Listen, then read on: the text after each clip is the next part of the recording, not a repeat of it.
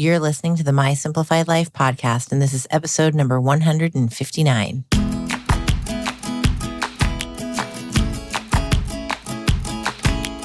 Welcome to the My Simplified Life podcast, a place where you will learn that your past and even your present don't define your future. Regardless of what stage of life you're in, I want you to feel inspired and encouraged to pursue your dreams, simplify your life, and start taking action today. I'm your host, Michelle Glogovac, and I'm excited to share my stories and life lessons with you while taking you on my own journey. This is My Simplified Life.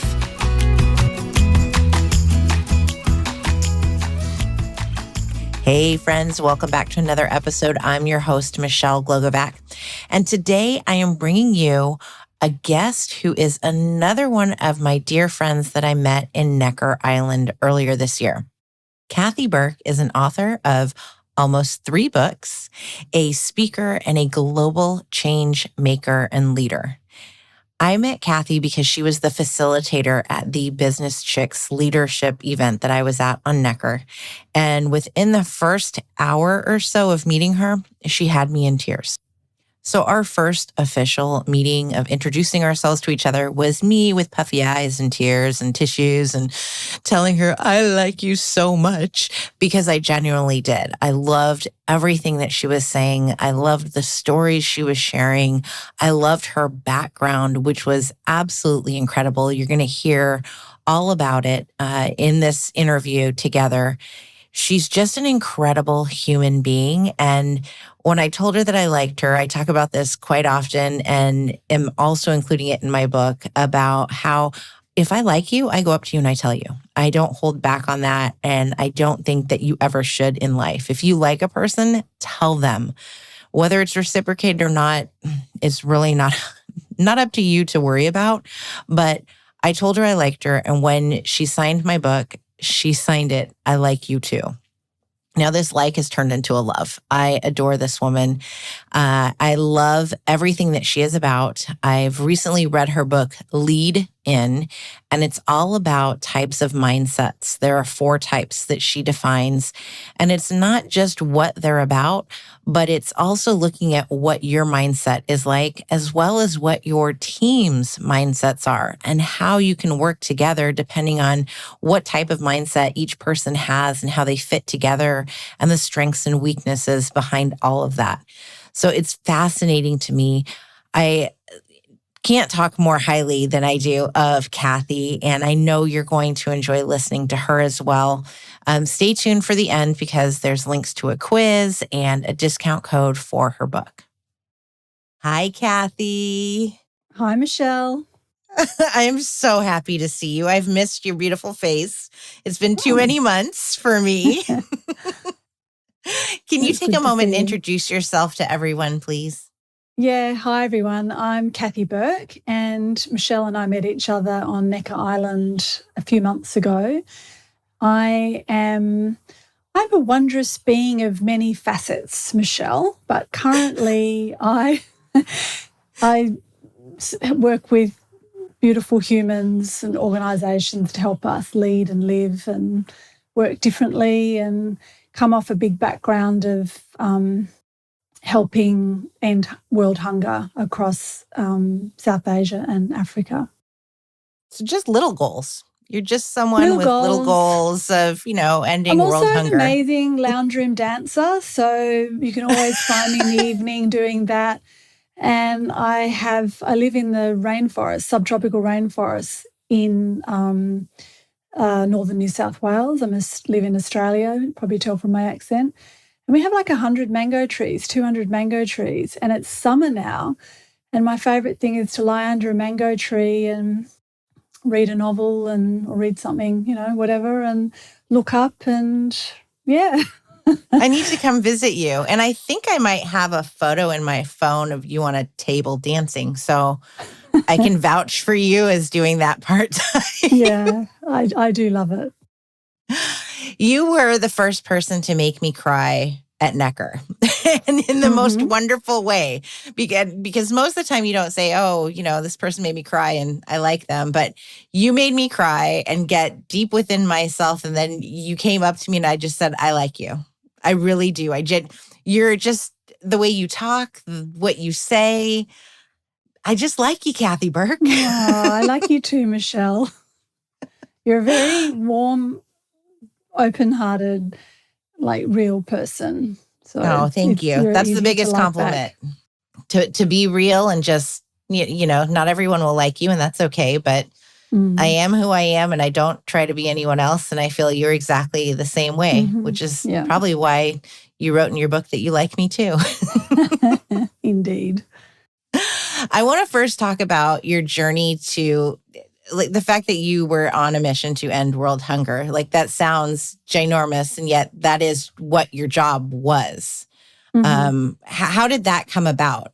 Can you I know how it came about, but share with everybody else. Well, I wasn't it wasn't something as a kid I thought I want to do that. Actually, I found my way to the mission and the organisation through a long and windy path.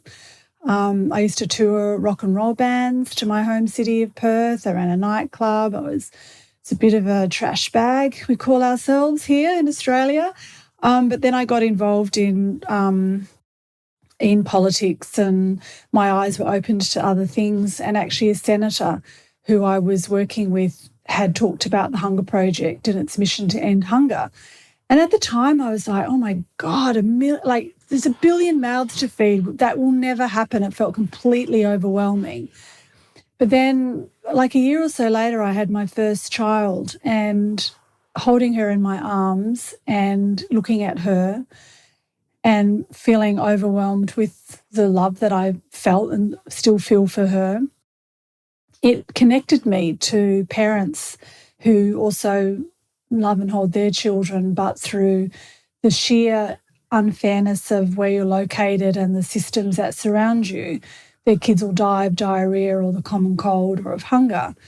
And I just knew that to the core of my being that wasn't right. And so I started volunteering with the Hunger Project, really small little ways with my little baby, and then became quite a full-on volunteer leader, and then eventually went on staff and became the CEO for the Hunger Project in Australia and then global vice president. And that whole journey was about 25 amazing years of my life. It's so incredible to think that I feel there's a very common theme for women when you become a mother. There's this sudden urge that we need to do more. We need to do better for our children. We need to leave the world in a better place than the one that they were brought into. And for you to start off as just a volunteer, not just a volunteer, but I was volunteering some hours and then I became the global vice president. 25 years is, a big span, but that's huge. And I think it's also something to recognize for people who are thinking about volunteering and, putting up that time, and it's free time and labor, but ultimately can also turn into something much, much bigger and a full-on career.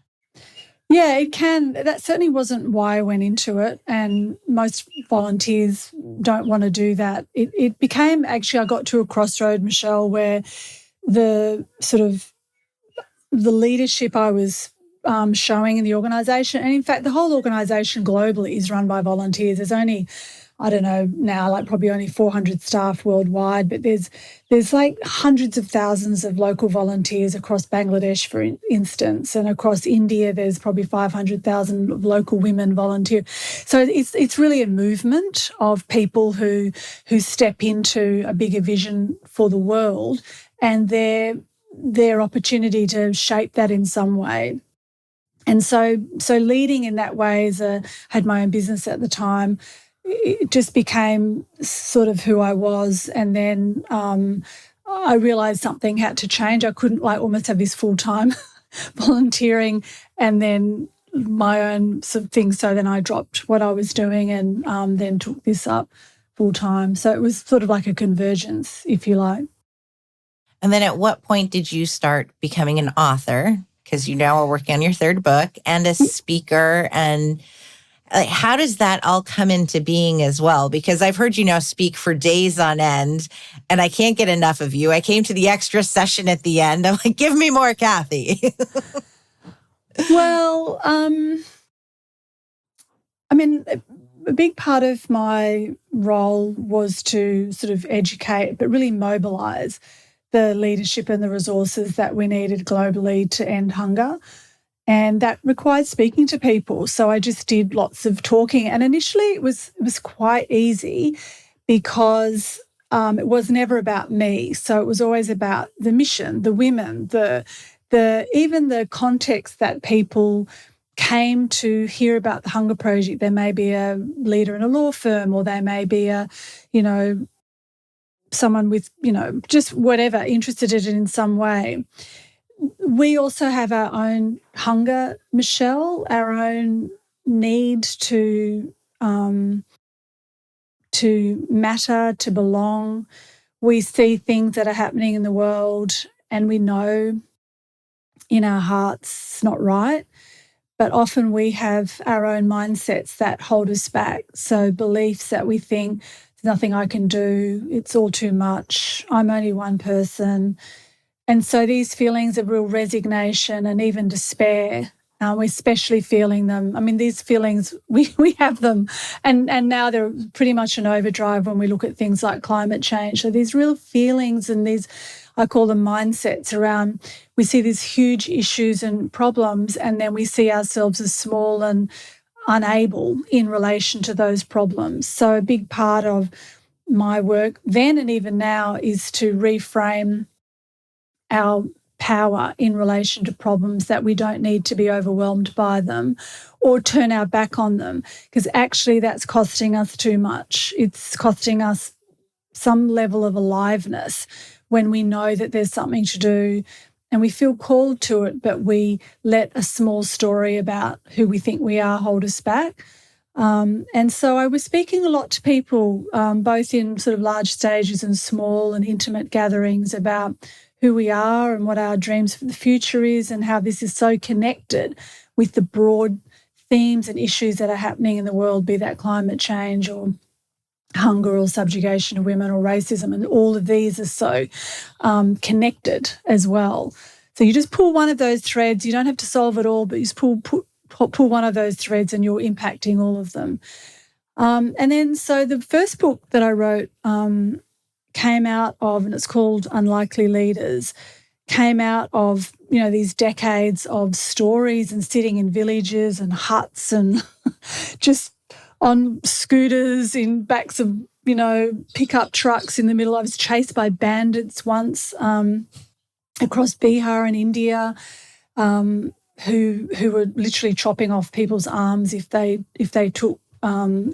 tried, this is local people, if they tried to improve their lives in some way. It was like a warlord sort of scenario. Like I've just had, and all through all these experiences though, I've just been expanded and grown, and I needed to find, I'd had so much contributed to me, so many stories, so many whispered secrets, and I've seen like overturnings of years of hunger, and I wanted to then share that with others. So I feel like these stories, I wrote a book which was basically the stories of so many, number of people that I'd met, in a way to convey that to us. And so that was why I wrote the first book. So I wrote it on long plane rides and under the mango tree and random places. So it's a book that's made a lot of difference to a lot of people. And then you mentioned something that triggered a memory in me of what you spoke at Necker, of how you empowered these women to make changes within their own lives and their villages. And you gave them those resources, but it was all about their mindset, like you had just mentioned, of telling them that they could make a difference. Can we talk a bit about that part too? Because now it's all flooding back to me. Well, it wasn't me sitting in a village telling people. So that's not the model, and that's certainly not what I did. So in every country, there's only local people to that country working there. Which makes a lot of sense. I'm a white woman. I've got nothing to do or to say to a group of women in Ethiopia, for instance.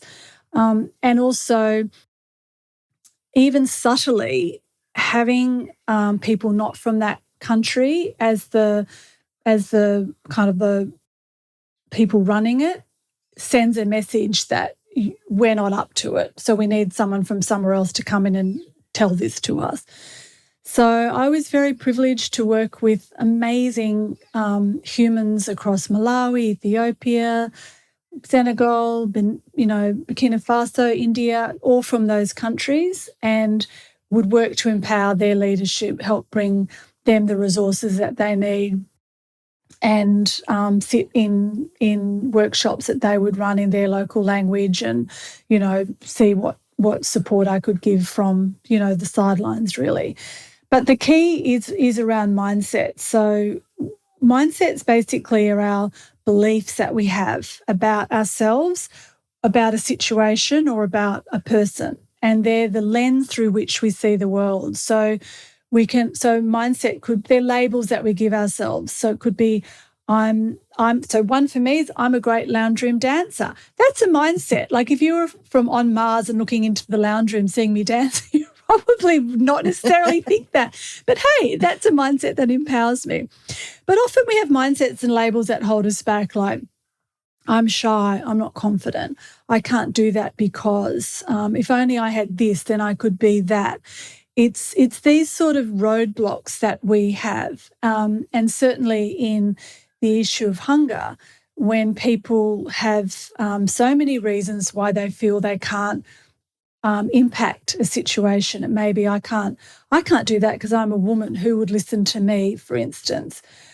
Feels real, and it is true to a point. But the trick and the power around mindsets is that you can have a difficult situation, but it doesn't have to determine how you show up in relation to that situation. So that was the big aha, that yes, I'm a woman and people don't listen to me. However, what can I do that can? So what we saw as women working with each other in villages, they'd be sharing different practices around sanitation. They'd be combining resources like rice and selling it at the village, and getting some capital together to then start small businesses. It would be changing mindsets around how we view girls and our daughters, from thinking that they're a burden and a curse and they cost us money and we need to get them married early, to actually they're one of our great resources who we want to, it's worth investing in their education because of this, that, and the other. These are actually all mindset shifts.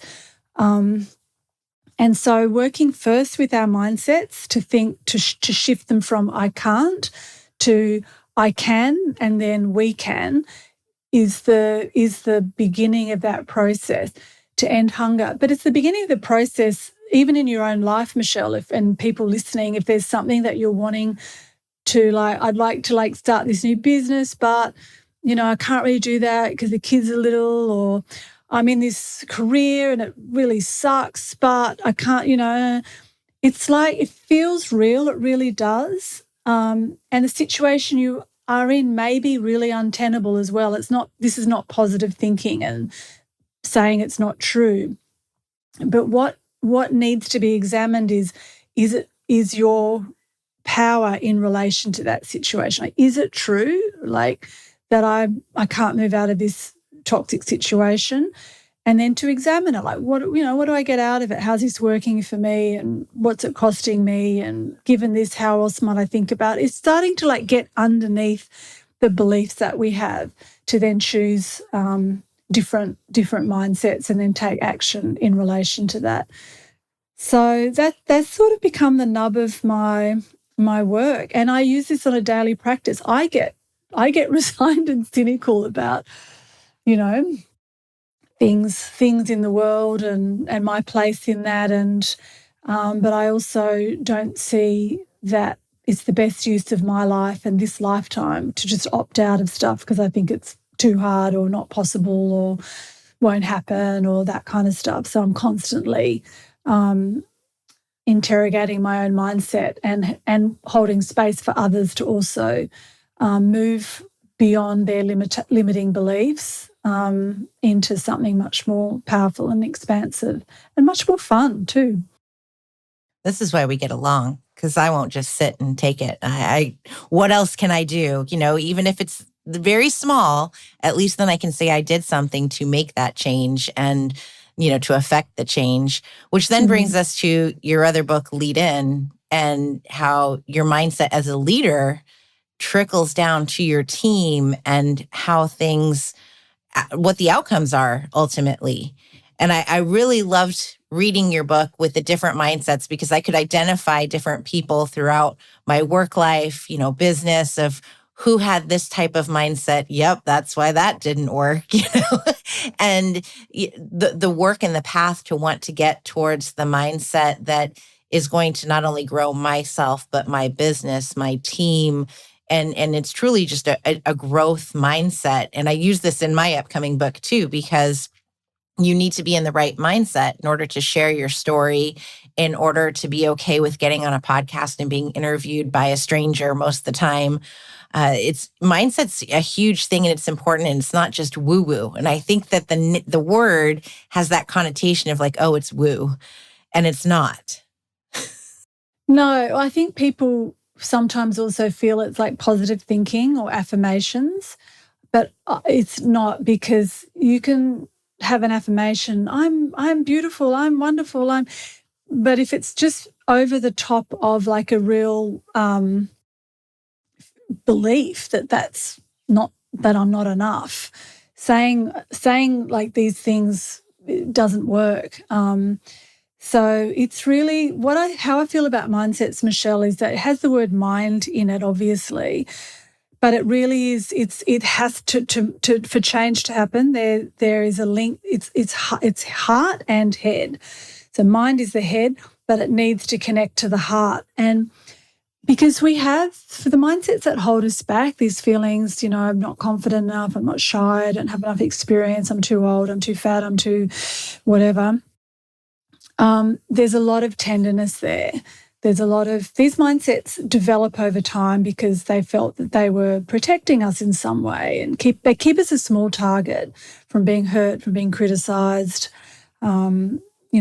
Just they try to keep us safe in their way, and so there's a tenderness there to be able to see the little Cathy that felt left out and was never picked for the netball team, and whatever my thing is, that can sometimes still rear its head now when I'm feeling people don't want to do things with me or whatever.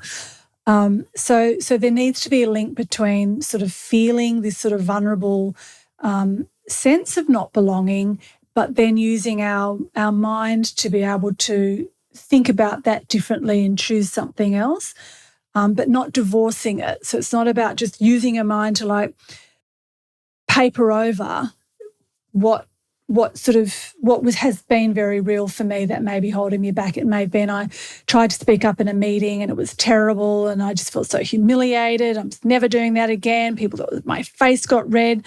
So you can sort of like have that, but you can still think, yeah, but actually what I'm committed to is using my voice more powerfully and not sort of holding myself back. And so, I'm going to learn how to do that. And I'm going to, yes, I feel tender, but I'm still going to try it again. So it's like this dance between the two.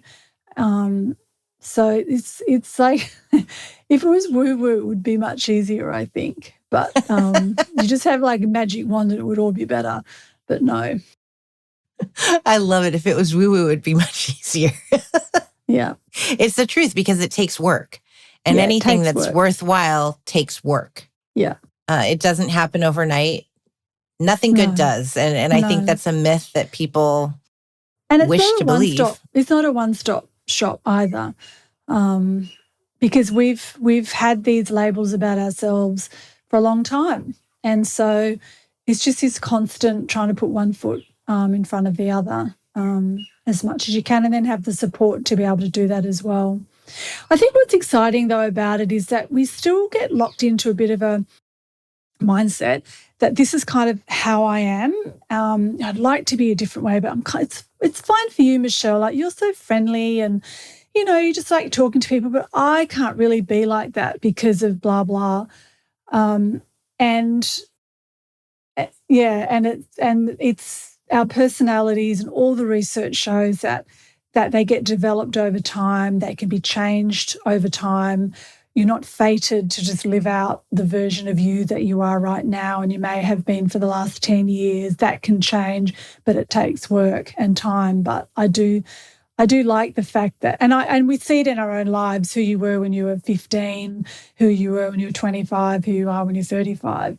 You have changed, but we don't see it in real time.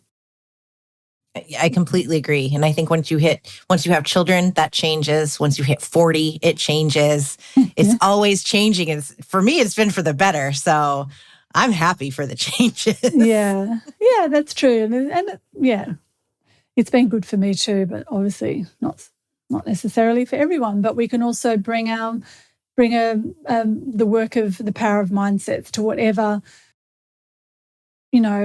terrible thing is being thrown at us. We can still choose how we respond to it and how we show up. And we get to make that choice every day. And how are people working with you today on that? I know you work as a speaker, you're working with companies, but you do one-on-one mentoring as well, all on all of this, right? Yeah, so I do. My work is sort of like pretty evenly mixed. So I do speaking, both in person and online. I do lots of coaching, so people who wanting to sort of take that next leap in their career, or just something that they're wanting to make a bigger difference in. I work in that way over 12 months with people. I do, and I work with organisations. So I run, and a lot of this, because probably a lot of your listeners are in America, but I have clients all over the world. We do a lot on their masterclasses and online trainings and things like that. Just finished an 18-month engagement with a team in Amazon, Japan, for instance, working with a leadership team there, and that was all done remotely. And then I write. So yeah. I love it. And I know that just a week with you that's life-changing. I've been there. Michelle, you're so I love it. sweet. No, it's the truth. It was amazing. Actually, I do have a program for women. I forgot about this. It's like my one kind of thing, and we meet once a month. Actually, it's in a good time zone for US people, but we meet once a month, and then other times as well. And we look at different leadership sort of distinctions each month, and some of the women from NECA are on there as well. And that's a really rich, juicy way for us as women to come together without any needing to prove ourselves. One of the things I love about it is that it's not like I'm Cathy. I'm like, you have to sort of have your shit together before you come to the session. It's more like, actually, so that sort of realness. I think that's the thing for me, is partly my age, but also just who I am, and I guess what I've seen, just like whether you're half dead and limping through life, or you're like a little Energizer bunny, like no one has to be a certain way to be, for me to be present to them. So I feel like I'm serving people in a different way now, but still in a meaningful way for me. I love that. You need to let me know what the women's meeting is, because I don't think that was on the website, and I have everything for the show notes, but I didn't see women. Well, actually, I don't know when this is coming to air, but it's actually open now, but it's till next week. I'll send it to you, Michelle. But okay. I open it up like twice a year. Perfect. Yeah. So where can everybody find you? Let's plug you. Yeah, I've got a website, obviously, Cathy Burke with a C, .com. But also what I wanted to offer, Michelle, was I have a little mindset quiz, and it's particularly good for people at work and in teams, and you get like a little report when you've done it, and then you can also through that get a copy of a white paper that I did on mindset. So that'll be in the show notes as well. That's free to do, and you can share that with your team and whoever else. People really love it and get some great insights out of it. And I also have a discount code for Lead In, so my latest book. So Lead In is the how. Like, okay, Cathy, that's fine about mindsets, but actually mine is really tricky. Or my husband's or partner's is really tricky. How do I do it? So it's like a how-to around like a why they're important, but also how do I've just got move mindsets that are holding me back. So it's a bit of a manual on that too. So I've got a 20% discount code for your beautiful listeners. So that'll be in the show notes too. Thank you. And it's such You're a great welcome. book. I read it. So I know how to work with all of you people. No, Yeah, I you. wish. No, but it's fantastic. I'm so happy we got to chat today. We need to do it more than every few months. I agree. Maybe next time at Necker again. We'll do a live session. No, way before then, babe. Way before. Oh, well, maybe we'll go to Necker tomorrow. I don't know. Thank you so much for coming on this show. I appreciate it, and I appreciate you. Thanks, Michelle. Well, I can't tell you what a treat it was for me to get to not only talk to Cathy, but to see her and to smile with her. And I got through the interview without crying. So for me, that's a miracle. But she's offering all of our listeners 20% off her book, Lead In.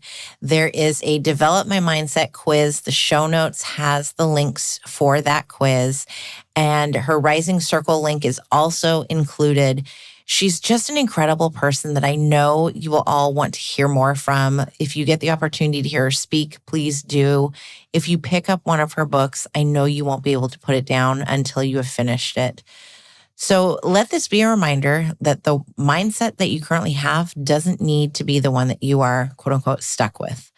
You always have the opportunity to change it, to grow with it, to make it into what you want it to be. And it does take work, as we said. Nothing's an overnight success, no matter what it is. I promise you, there is work involved, but the work is so worth it. So as we go into this new year, think about the mindset you have, and is it the one that you want to end up with at the end of 2023? If not, let's start doing the work.